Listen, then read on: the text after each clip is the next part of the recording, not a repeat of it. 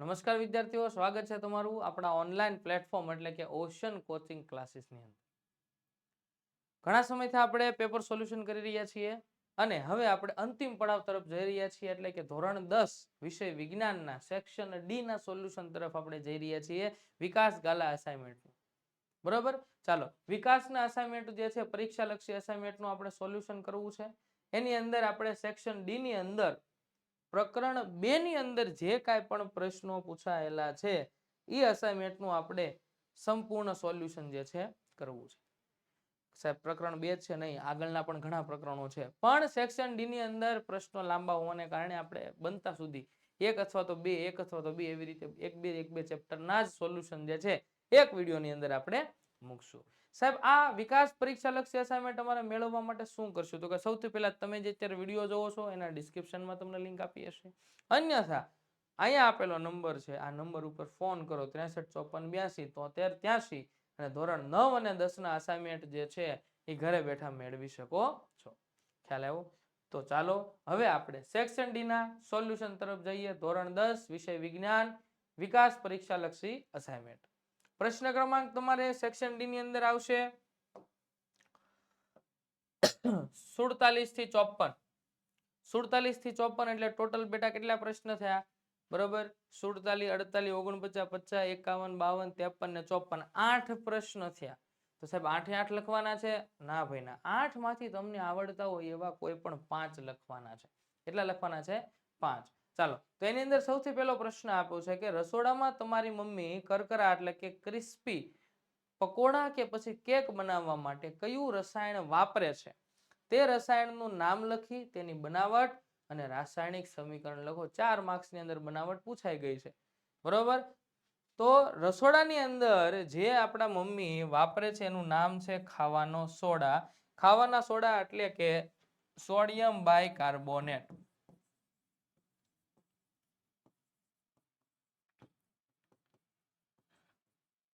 Sodium bicarbonate અથવા તો એને સોડિયમ હાઇડ્રોજન કાર્બોનેટ તરીકે પણ ઓળખવામાં આવે છે. બરોબર, રાસાયણિક નામ એનું શું છે? રાસાયણિક સૂત્ર તો કે NaHCO3 એનું સૂત્ર, એનું નામ સોડિયમ બાયકાર્બોનેટ અથવા તો સોડિયમ હાઇડ્રોજન કાર્બોનેટ. કઈ રીતે બને છે કે જ્યારે સોડિયમ કાર્બોનેટ જે છે એની પાણી સાથે અને CO2 સાથે પ્રક્રિયા કરવામાં આવે છે ત્યારે એમાંથી 2NaHCO3 એટલે કે સોડિયમ હાઇડ્રોજન કાર્બોનેટ ખાવાનો સોડા બને છે. ત્યાર પછીનો પ્રશ્ન છે કે દાણાદાર ઝિંક એટલે કે મંદ સલ્ફ્યુરિક એસિડ સાથેની પ્રક્રિયા દર્શાવતા પ્રયોગનું આકૃતિ સાથે વર્ણન કરી અને ઝિંકની સોડિયમ હાઇડ્રોક્સાઇડ સાથેની પ્રક્રિયાનું વર્ણન કરો. આ આકૃતિ જે છે તમારા પાઠ્યપુસ્તકની અંદર આપેલી છે અને 4 માર્ક્સની અંદર વારંવાર આ પ્રયોગ પૂછાય છે. ઝિંકની જગ્યાએ જસત એવું પણ લખેલું આવે છે ઘણીવાર. બરોબર, આ આકૃતિ તમને પ્રયોગની આકૃતિ આપેલી છે. બરોબર, જેમાં જોવો છો કસનળી છે, સ્ટેન્ડ છે, કસનળીમાંથી વાયુ નીકળે છે જે વિમોચન નળી મારફતે એક કાચના પાત્રમાં જાય છે જેની અંદર સાબુનું દ્રાવણ ભર્યું છે. આ કસનળીની અંદર કોઈ એક એસિડ હતું અને એની સાથે કોઈ પણ એક ધાતુ હતી, બંનેનો વચ્ચે પ્રક્રિયા થાય એટલે અહીંથી વાયુ ઉદ્ભવની વાયુ જે છે આ પાત્રમાં ગયો. જ્યારે અહીંયાથી વાયુ બહાર નીકળે છે ત્યારે એની નજીક જ્યારે સળગતી મીણબત્તી રાખી ત્યારે વાયુ એકદમ જે છે ધડાકાભેર સળગી ઉઠે છે અને એ હાઇડ્રોજન વાયુ છે. કયો વાયુ છે? હાઇડ્રોજન વાયુ છે. બરોબર, તો એની અંદર તમને કીધું કે એક કસનળીમાં આશરે 5 ml મંદ સલ્ફ્યુરિક એસિડ લઈ તેમાં થોડાક દાણાદાર ઝિંકના ટુકડા નાખો. દાણાદાર ઝિંકની સપાટી ઉપર તમને શું દેખાય છે? નાના નાના પરપોટા દેખાશે, કારણ કે વાયુ ઉદ્ભવે છે ને એટલે. ઉત્પન્ન થતા વાયુને સાબુના દ્રાવણમાંથી પસાર કરો. સાબુના દ્રાવણમાં પરપોટા શા માટે ઉદ્ભવે છે? વાયુથી ભરેલા પરપોટા નજીક સળગતી મીણબત્તી લઈ જાઓ અને મીણબત્તી લઈ જતા તમે શું અવલોકન કર્યું તો કે એકદમ ધડાકા સાથે સળગી ઉઠે છે. આ અમે અવલોકન કર્યું. બરોબર સાહેબ, અહીંયા એસિડ તમે સલ્ફ્યુરિક એસિડ લીધો એની જગ્યાએ તમે કોઈ પણ એસિડ વાપરી શકો છો બેટા. આ બધા એસિડમાં હાઇડ્રોજન વાયુ છૂટો પડશે ને પડશે. ખ્યાલ આવ્યો? પ્રત્યેક સ્થિતિમાં તમારા બધાના અવલોકન સમાન થશે. તમે કોઈ પણ એસિડ વાપરો અવલોકન તમારા કેવા રહેશે? સમાન જ આવશે. એની અંદર રાસાયણિક પ્રક્રિયા શું હતી?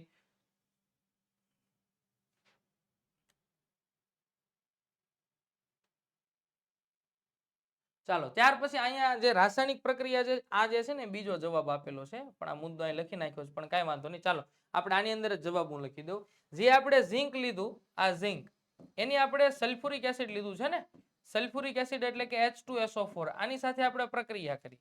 જેવી પ્રક્રિયા કરી એટલે અહીંયાથી ઝિંક અને અહીંયાથી SO4 બંને ભેગા થઈને એમાંથી બની ગયું ZnSO4 એટલે કે ઝિંક સલ્ફેટ. અને હાઇડ્રોજન કેટલા વધ્યા? તો કે 2 હાઇડ્રોજન છૂટા પડ્યા. આ હાઇડ્રોજન વાયુ તરીકે જે છે છૂટો પડે છે.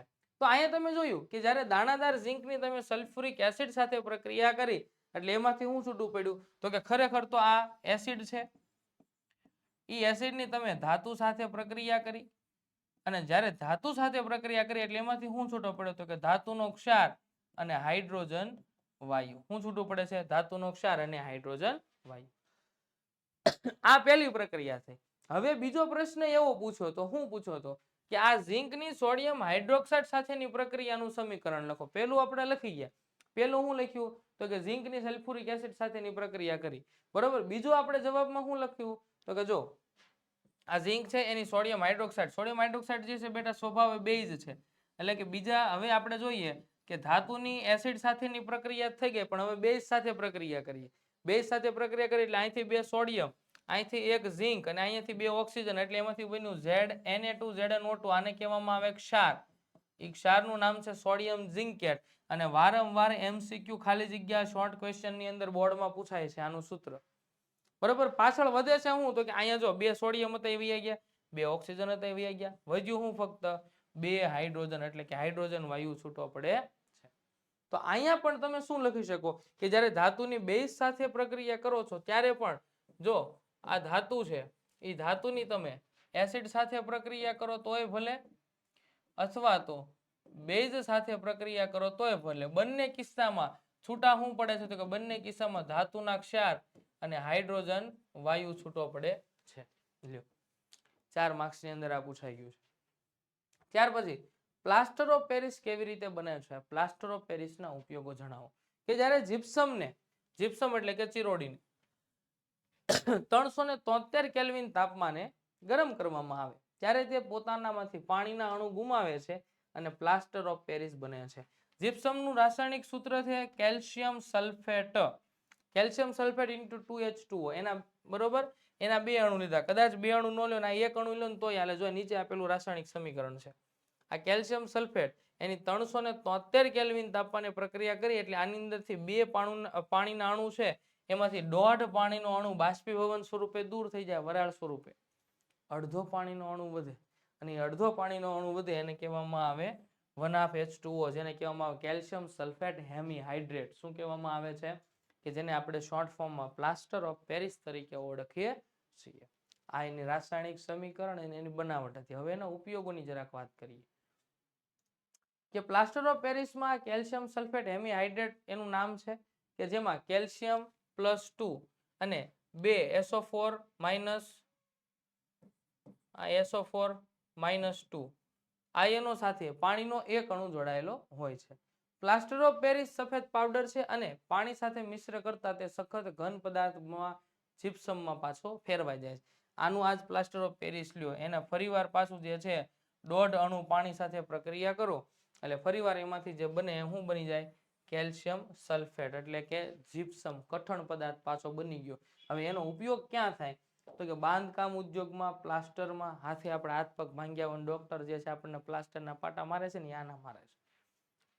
બીજું ફ્રેક્ચર થયેલા હાડકાઓને જો સાચી સ્થિતિમાં ગોઠવવા માટે પ્લાસ્ટર તરીકે, દાંતના ચોકઠા માટેના બીબા બનાવવા માટે, રમકડા અને પૂતળા બનાવવા માટે, બ્લેકબોર્ડ પર લખવાના ચોક બનાવવા માટે અને પ્રયોગશાળામાં સાધનો અથવા તો પાત્રોને હવાચુસ્ત કરવા માટે તેનું પ્લાસ્ટર લગાડવામાં આવે છે. આ બધી જગ્યાએ પ્લાસ્ટર ઓફ પેરિસનો ઉપયોગ થાય છે. બરોબર. ઉપયોગો એકદમ સામાન્ય છે પણ ખાસ તો એની રાસાયણિક પ્રક્રિયા આપણે જોવાની રહે છે. ત્યાર પછી સોડિયમ હાઇડ્રોક્સાઇડની બનાવટ આકૃતિ દોરી વર્ણવો અને તેના ઉપયોગો. સોડિયમ હાઇડ્રોક્સાઇડ બનાવવા માટેની પદ્ધતિનું નામ છે બેટા ક્લોર આલ્કલી પદ્ધતિ. કઈ પદ્ધતિ છે? ક્લોર આલ્કલી પદ્ધતિ. બનાવટ તો કે સોડિયમ ક્લોરાઇડ દરિયાનું પાણી જલીય દ્રાવણનું વિદ્યુત વિભાજન કરતા એનોડ પાસે ક્લોરીન વાયુ મુક્ત થાય છે જ્યારે કેથોડ પાસે હાઇડ્રોજન વાયુ મુક્ત થાય છે તથા દ્રાવણમાં સોડિયમ હાઇડ્રોક્સાઇડ જે છે બને છે. રાસાયણિક પ્રક્રિયા આપી છે NaCl + H2O, અહીંયાથી Na અને અહીંયાથી OH, NaOH. હવે સાહેબ અહીંથી હાઇડ્રોજન, અહીંથી Cl, HCl નો બનવું જોઈએ, નો બને બેટા, કારણ કે હાઇડ્રોજન જે છે સોડિયમ કરતા ઓછો સક્રિય છે, એટલે અહીંયા ઈ આવીને ક્લોરીનને નહીં લઈ જઈ શકાય, એટલે વધેલા હાઇડ્રોજન, 2 હાઇડ્રોજન, અહીંયા ટોટલ 2 4 છે, 2 આમાં આવી ગયા, એટલે વધેલા 2 હાઇડ્રોજન, હાઇડ્રોજન વાયુ છૂટો પડ્યો અને વધેલા 2 ક્લોરીન, એટલે કે આ Cl2 છૂટું પડી ગયું. બરોબર. હવે આ પદ્ધતિને ક્લોર આલ્કલી ક્રિયા તરીકે પણ ઓળખવામાં આવે છે, કારણ કે તેમાં ઉત્પન્ન થતી મુખ્ય નિપજ એટલે કે NaOH બેઝ છે એટલે આલ્કલી કહેવાય, અને ક્લોરીનને કારણે ક્લોર કહેવાય. બરોબર. બંને નિપજો જે છે મળે છે, અને અહીંયા મળતી ત્રણેય નિપજો, આ ત્રણેય નિપજોના ઉપયોગો તમારે પૂછાશે. ખાલી ત્રણેય નિપજના ઉપયોગો પણ તમને પૂછાઈ શકે છે. સૌથી પહેલા તમને ઉપયોગ આપેલા છે NaOH ના, જે આપણે બનાવ્યું એ. બરોબર. તો કે ધાતુઓ પરથી ગ્રીસ દૂર કરવા માટે સાબુની બનાવટમાં સોડિયમના ફેટી એસિડનો ક્ષાર હોય.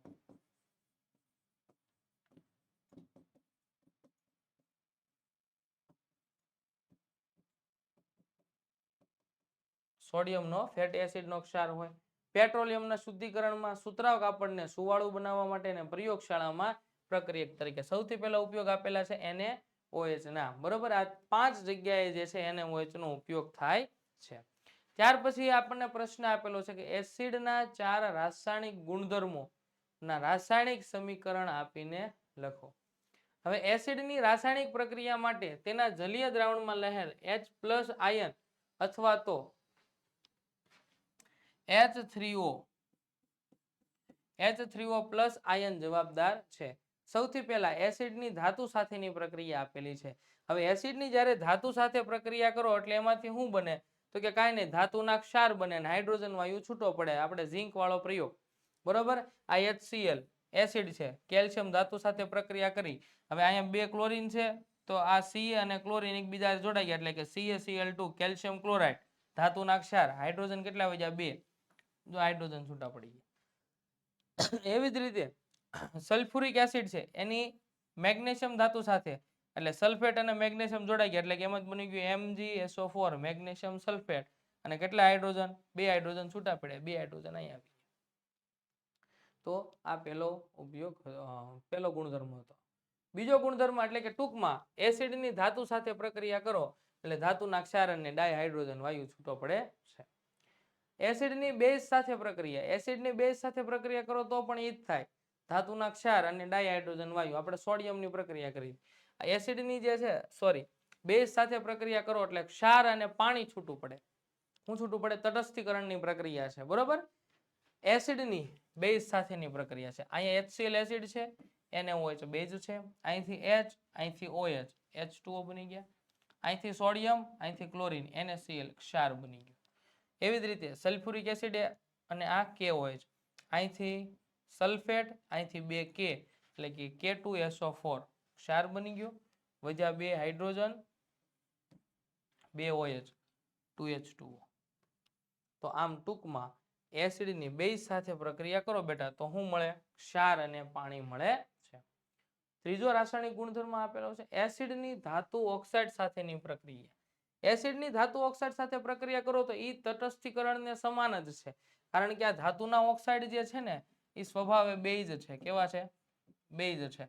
હવે એ બેઝ છે, આ એસિડ છે, આગળની પ્રક્રિયા જેમ જ થાય, એસિડ બેઝ, ક્ષાર અને પાણી, તટસ્થીકરણની પ્રક્રિયા થાય. HCl Na2O સોડિયમનો ઓક્સાઇડ આપેલો છે, ધાતુના ઓક્સાઇડ આપેલા છે, એની પ્રક્રિયા કરી એટલે અહીંયાથી 2 સોડિયમ અને આ 2 ક્લોરીન, એટલે કે 2 NaCl, 1 ઓક્સિજન, 2 હાઇડ્રોજન, H2O. બરોબર. અહીંયા લિક્વિડ. ચાલો ત્યાર પછી H2SO4 MgO magnesium oxide, magnesium ધાતુના ઓક્સાઇડ આપેલા છે, અહીંથી સલ્ફેટ, અહીંથી મેગ્નેશિયમ, એટલે કે MgSO4 ધાતુના ક્ષાર, અહીંયા વધ્યું 2 હાઇડ્રોજન અને અહીંયા વધ્યો ઓક્સિજન 1, તો 2 હાઇડ્રોજન ને 1 ઓક્સિજન, H2O. તો ટૂંકમાં આ પણ શું થયું? તો કે એસિડ પ્લસ ધાતુના ઓક્સાઇડ, એટલે કે ક્ષાર અને પાણી છૂટું પડે. શું છૂટું પડે છે? ક્ષાર અને પાણી છૂટું પડે છે. ત્યાર પછી ચોથો ગુણધર્મ આપેલો છે કે એસિડની ધાતુ કાર્બોનેટ અથવા ધાતુ હાઇડ્રોજન કાર્બોનેટ સાથેની પ્રક્રિયા. તો એમાં શું છૂટું પડે? તો કે એમાં ધાતુના ક્ષાર, કાર્બન ડાયોક્સાઇડ વાયુ અને પાણીનો અણુ છૂટો પડે છે. આ HCl લીધું એસિડ, એની સૌથી પહેલા ધાતુ કાર્બોનેટ સાથે પ્રક્રિયા કરી. તો જો અહીંયા ક્લોરીન કેટલા છે? 2. 2 સોડિયમ 2 ક્લોરીન એટલે કે 2NaCl, ક્ષાર છૂટો પડી ગયો. બીજું અહીંયા CO3 છે ને, અહીંયા 2 હાઇડ્રોજન, એક આમાંથી ઓક્સિજન લઈ ગયા એટલે H2O, અને CO3 માંથી એક ઓક્સિજન વહી ગયો એટલે હું છૂટો પડી ગયો? CO2. એવી જ રીતે નીચે આપેલી છે સલ્ફ્યુરિક એસિડ છે, એની મેગ્નેશિયમ કાર્બોનેટ સાથે પ્રક્રિયા આપેલી છે. તો અહીંથી મેગ્નેશિયમ અને અહીંથી સલ્ફેટ એટલે કે MgSO4, આ ક્ષાર બની ગયો. હાઇડ્રોજન 2 છે, એક CO3 માંથી ઓક્સિજન લઈ ગયા એટલે કે H2O. CO3 માંથી એક ઓક્સિજન વહી ગયો એટલે એમાંથી વધ્યું શું? તો કે CO2. તો આમ જ્યારે એસિડની ધાતુ કાર્બોનેટ અને હાઇડ્રોજન કાર્બોનેટ સાથે પ્રક્રિયા કરો ત્યારે ક્ષાર, પાણી અને કાર્બન ડાયોક્સાઇડ વાયુ છૂટો પડે છે. આ કાર્બોનેટ સાથે થયું સાહેબ, બાયકાર્બોનેટ સાથે આનું આ થાય. વિરંજન પાવડરની બનાવટ અને તેના ઉપયોગો લખો. વિરંજન પાવડરનું રાસાયણિક સૂત્ર શું થાય? તો કે CaOCl2. આને કહેવામાં આવે કેલ્શિયમ ઓક્સીક્લોરાઇડ.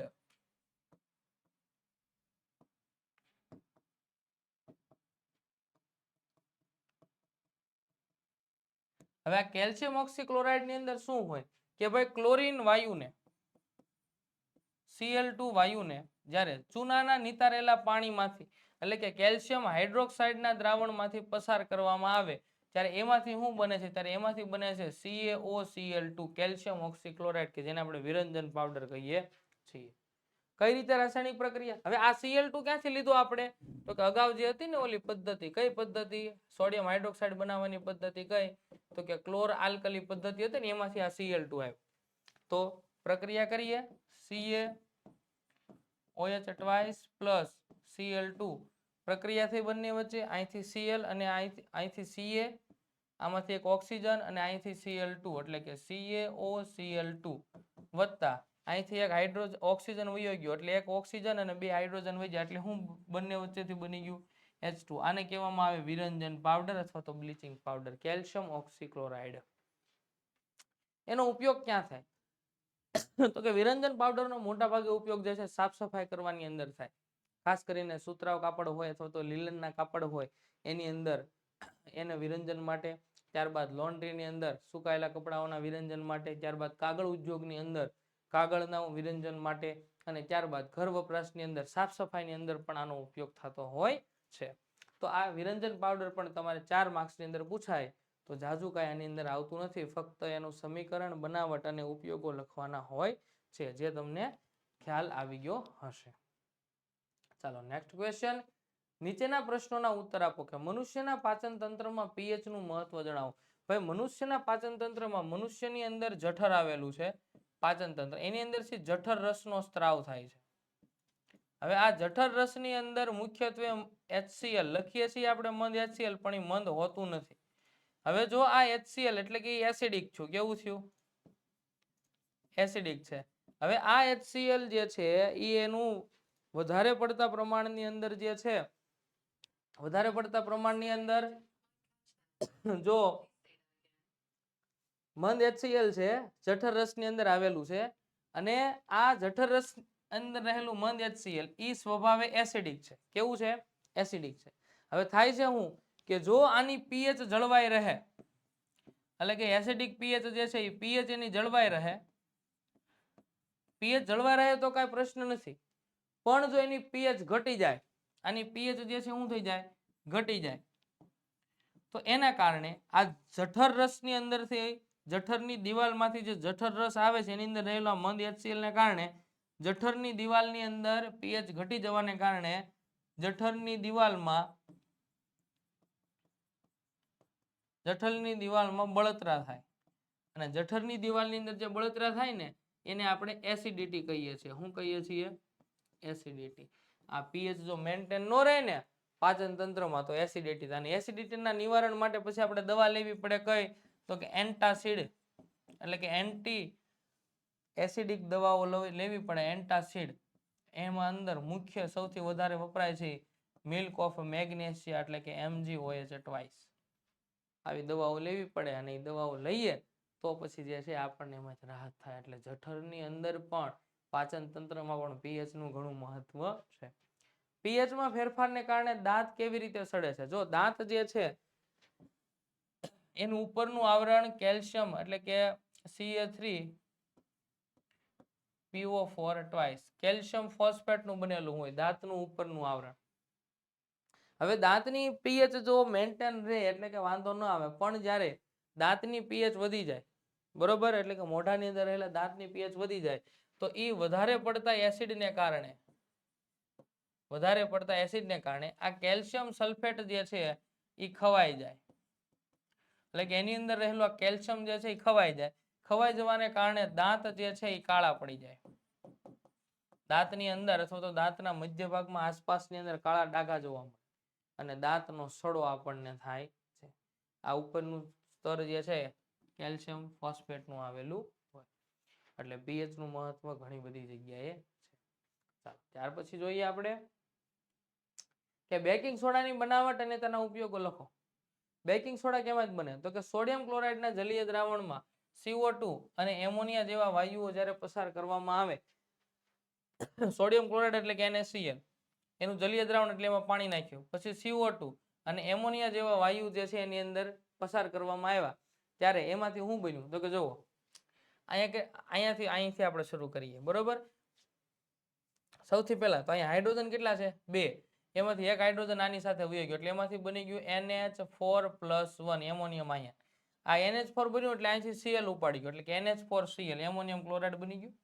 વાય વધ્યું તો કે અહીંયા સોડિયમ, અહીંયાથી એક હાઇડ્રોજન, અહીંયા એક ઓક્સિજન વધ્યો આને જોડાઈ ગયો એટલે CO2 માંથી થઈ ગયું CO3, એક સોડિયમ, એક હાઇડ્રોજન અને એક CO3 NaHCO3, sodium hydrogen carbonate અથવા તો સોડિયમ બાયકાર્બોનેટ જે છે એ બની ગયું. ખ્યાલ આવ્યો કે ન ખ્યાલ આવ્યો? તો આ રીતે જે છે એને બનાવટનું સમીકરણ આપણે લખી શકીએ છીએ. ત્યાર પછી કે કાર્બોનેટના જલીય દ્રાવણમાં કાર્બન ડાયોક્સાઇડ વાયુ પસાર કરતા બેકિંગ સોડા પ્રાપ્ત થાય છે. આનું જલીય દ્રાવણ એની અંદર ફરી પાછું તમે કાર્બન ડાયોક્સાઇડ વાયુ પસાર કરો, બરોબર, એટલે અહીંથી 2 સોડિયમ, 2 હાઇડ્રોજન, આ ઓક્સિજન આની સાથે જોડાઈ ગયો એટલે કે CO3 પણ કેટલા થઈ ગયા? 2. કેટલા થઈ ગયા? આ ઓક્સિજન આની સાથે જોડાઈ ગયો એટલે આ CO2 જે છે એનું રૂપાંતર કેમાં થઈ ગયું? CO3 માં, બરોબર. તો અહીંયા CO3 એક, આ બીજો CO3, 2 હાઇડ્રોજન અને 2 સોડિયમ એટલે એમાંથી શું બની ગયું? 2NaHCO3 sodium bicarbonate. લ્યો આ તમારે બનાવટ થઈ ગઈ. બેકિંગ સોડાનું રાસાયણિક નામ સોડિયમ હાઇડ્રોજન કાર્બોનેટ છે અથવા તો સોડિયમ બાયકાર્બોનેટ છે, જે મંદ બિનક્ષારીય બેઝ છે. ખોરાક રાંધતી વખતે તેને જ્યારે ગરમ કરવામાં આવે ત્યારે તે નીચે મુજબ પ્રક્રિયા કરે છે. ખોરાકને રાંધતી વખતે જ્યારે એને વધારે પડતી ઉષ્મા આપવામાં આવે ત્યારે એનું વિઘટન થાય અને વિઘટન થઈને એનું ફરી પાછું જે આપણે અગાઉનું સમીકરણ લખ્યું હતું એનું સમીકરણ બને, CO2 વાયુ પાણીનો અણુ છૂટો પડે. એનો ઉપયોગ તો કે બેકિંગ સોડા અને ટાર્ટ્રિક એસિડ જેવા મંદ ખાદ્ય એસિડનું મિશ્રણ બેકિંગ પાવડરની બનાવટમાં વપરાય છે.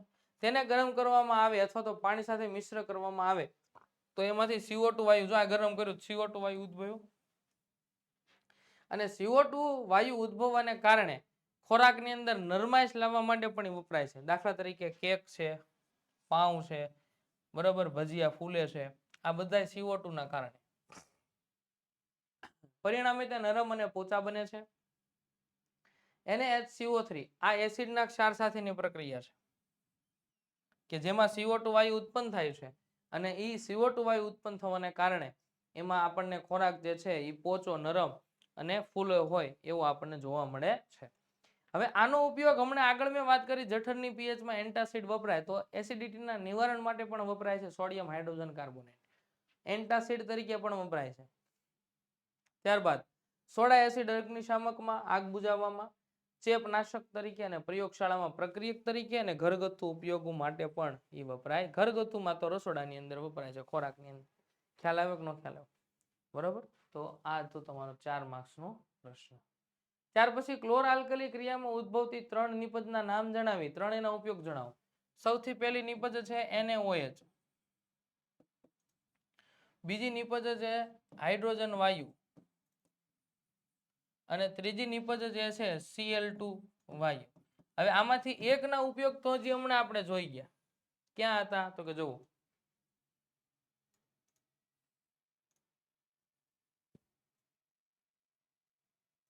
જો NaOH નો ઉપયોગ આવી ગયા.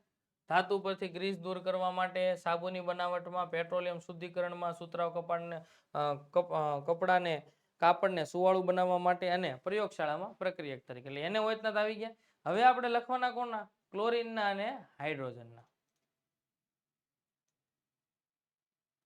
ચાલો, હાઇડ્રોજનનો ઉપયોગ સૌથી પહેલા તો બળતણ તરીકે થાય. બળતણ તરીકે. ત્યારબાદ માર્ગેરીનમાં, ત્યારબાદ એમોનિયાની બનાવટમાં, NH3 ની બનાવટમાં. NH3 ની બનાવટમાં કઈ રીતે? તો કે નાઇટ્રોજન વાયુ હોય, એની પ્રક્રિયા હાઇડ્રોજન વાયુ સાથે કરો એટલે એમાંથી બની જાય 2NH3. એટલે અહીંયા કેટલા? 3 દુ 6 છે, એટલે અહીંયા મૂકવા પડશે, અહીંયા N3 આવશે, અને સોરી N2, બરોબર. એટલે 2 નાઇટ્રોજન થઈ ગયા, અહીંયા 3 મૂકવાના. હાલ, આ હેબર પ્રવિધિથી દ્વારા એમોનિયાની બનાવટમાં હાઇડ્રોજન વપરાય છે. ક્લોરીન વાયુની બનાવટ સોરી ઉપયોગ ક્યાં થાય? તો કે સૌથી પહેલા જંતુનાશક તરીકે, ત્યારબાદ પાણીના શુદ્ધિકરણમાં,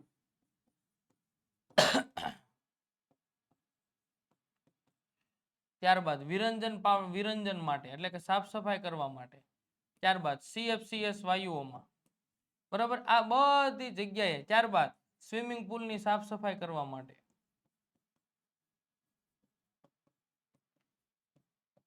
બરાબર. આ બધી જગ્યાએ કોનો ઉપયોગ થાય છે? CO2 વાયુનો. ત્યારબાદ યસ, PVC ની બનાવટમાં, પ્લાસ્ટિક છે PVC એટલે કે પોલીવિનાઇલ ક્લોરાઇડ, આની બનાવટની અંદર પણ વપરાય. આની અંદર વપરાય વિનાઇલ ક્લોરાઇડ. આની અંદર શું વપરાય બનાવટમાં?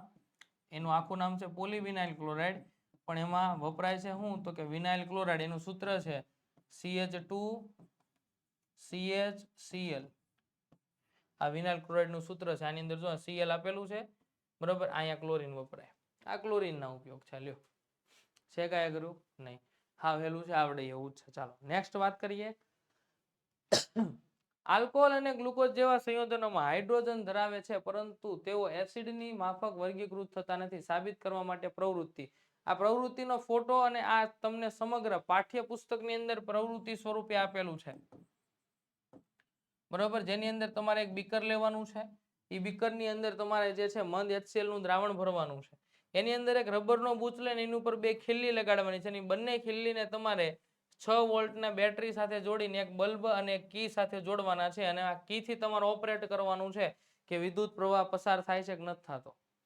તો અવલોકન એવું કરશું, જ્યારે બંને દ્રાવણ વખતે બલ્બ પ્રકાશિત થતો નથી, જે સૂચવે છે કે દ્રાવણમાંથી વિદ્યુત પ્રવાહ પસાર થતો નથી. બેઝિક દ્રાવણોની અંદરથી જ્યારે વિદ્યુત પ્રવાહ પસાર કરવામાં આવે ત્યારે વિદ્યુત પ્રવાહ પસાર થતો નથી.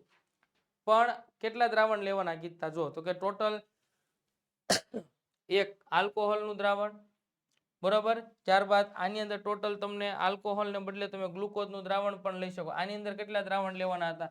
તો કે એક તો ગ્લુકોઝનું દ્રાવણ આપેલું છે પ્રવૃત્તિમાં, બીજું આલ્કોહોલ, બરોબર. ત્રીજું આપેલું છે એસિટિક એસિડ, પછી HCl અને H2SO4. આવે ટોટલ 5 જેટલા તમને દ્રાવણો આપેલા છે. એમાંથી ખબર પડી કે પ્રયોગ સૂચવે છે કે ઇથેનોલ અને ગ્લુકોઝના દ્રાવણનું આયનીકરણ થતું નથી. જો અહીંયા તમે ગ્લુકોઝ અને જે આ ઇથેનોલ લીધેલો છે આલ્કોહોલ, એ બેની અંદરથી વિદ્યુત પ્રવાહ પસાર થતો નથી. પણ એની પછી લીધેલા જેટલા પણ દ્રાવણો છે, 3 દ્રાવણો એસિડિક છે, અને આયનીકરણ થવાને કારણે એની અંદરથી H+ આયન ઉત્પન્ન થાય છે, મુક્ત થાય છે, અને એ H+ આયનને કારણે વિદ્યુત પ્રવાહ જે છે એ પસાર થઈ શકે છે. તો આમ બધા એસિડની અંદર સમાન શું હોય? તો કે હાઇડ્રોજન H+ આયન સમાન હોય છે. કે આમ આલ્કોહોલ અને ગ્લુકોઝમાં હાઇડ્રોજન હોવા છતાં તેમનું એસિડ શ્રેણીની અંદર વર્ગીકરણ થતું નથી, કારણ કે એની અંદરથી H+ આયન જે છે એ એસિડની માફક ઉત્પન્ન થતો નથી. પીએચ માપક્રમ વિશે નોંધ લખો કે દ્રાવણમાં રહેલા હાઇડ્રોજન આયન એટલે કે H+ આયન ની સાંદ્રતા માપવા માટેના માપક્રમને પીએચ માપક્રમ કહે. તો સાહેબ આ તો તમે ખાલી હાઇડ્રોજન નું કીધું, અમારે OH ની સાંદ્રતા માપવી હોય તો એના માટે આવે એને કહેવામાં આવે POH. પીએચ માં P જર્મન શબ્દ છે જેનો અર્થ થાય પોટેન્જ. પોટેન્જ નો અર્થ થાય છે શક્તિ. પીએચ માપક્રમ દ્વારા આપણે 0 થી 14 એટલે કે ખૂબ જ એસિડ થી ખૂબ જ વધારે આલ્કલાઇન સુધીના પીએચ નું માપન કરી શકીએ છીએ. પીએચ માપક્રમમાં 7 પરથી ઓછા મૂલ્યો એસિડિક છે અને જ્યારે 7 થી વધુ મૂલ્યો બધા બેઝિક દ્રાવણનું સૂચવે છે.